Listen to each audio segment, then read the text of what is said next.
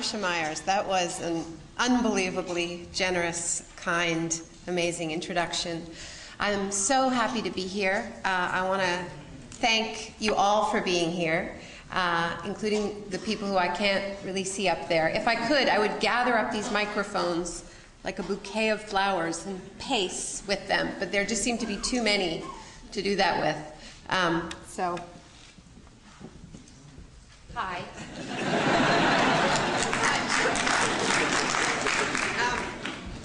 And there's some in the basement, too. And the people in the basement, although I will refrain from running down to the basement and saying hello to them, but hi in the basement. We all say hi.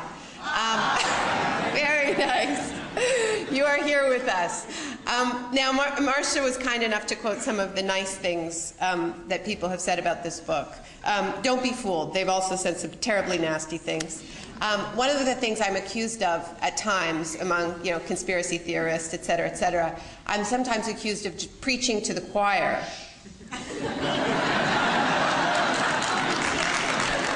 Never has it been quite so literal. I actually have my back to the choir.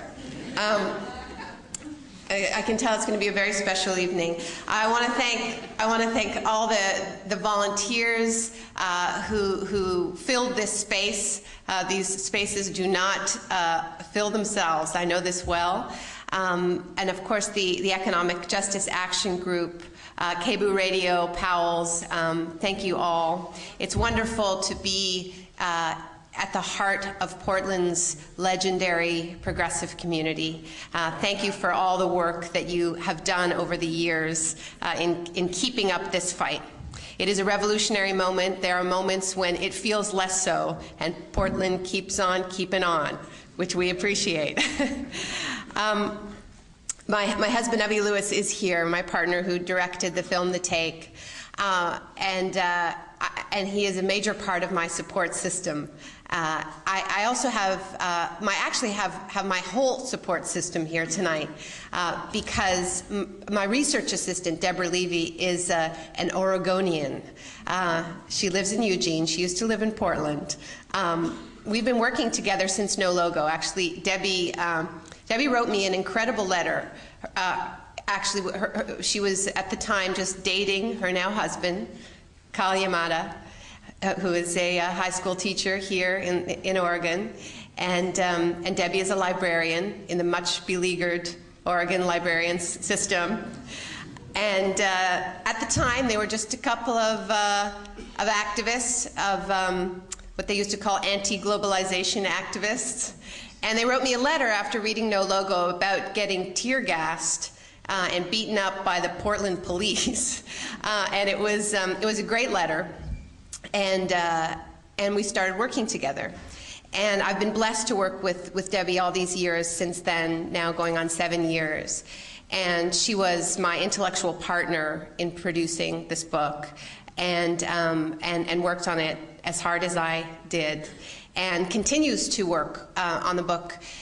Since the book went to the printer, what Debbie's been doing, and as I mentioned, Debbie's a trained librarian, she has been taking the resources, the original source material that's cited in the book, and putting it online.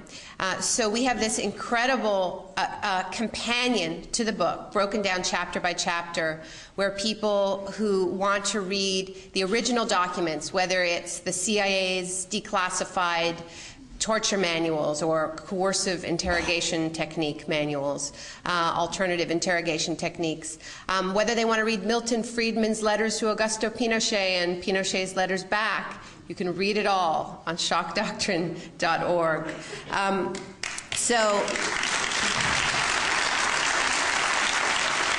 Yes, thank you. I'm very thrilled to be here with my whole support system, and Debbie is one of yours, so thank you for giving her a warm welcome. Thank you so much.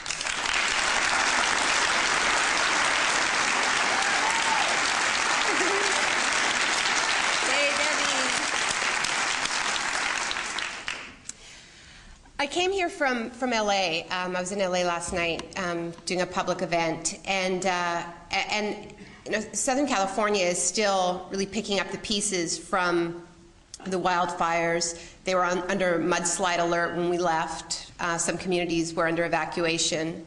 And then we arrived here, turned on the local news, saw images of flooded out areas, and highways that had collapsed, and mudslides, and families that had lost their homes going to emergency shelters. And these are very familiar images to me, because I've spent the past 4 years immersed in disaster zones. And this isn't certainly not as extreme as some of what I've seen, but it is a disaster, and people are living it in the state in real time. And yeah, it does feel very familiar. It reminds me of what I saw in Biloxi, Mississippi after Katrina, or New Orleans after Katrina, or Sri Lanka after the tsunami. So we are going to be talking about disasters tonight. We're going to be talking about disaster capitalism.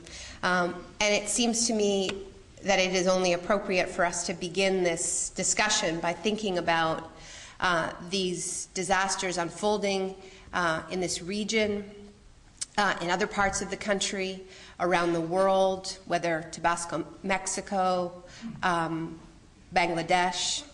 Oxfam issued a report last week about how the number of these extreme weather events had quadrupled over the past 2 decades. Of course, we rarely talk about the climate change context for these disasters, but it is real and people know it.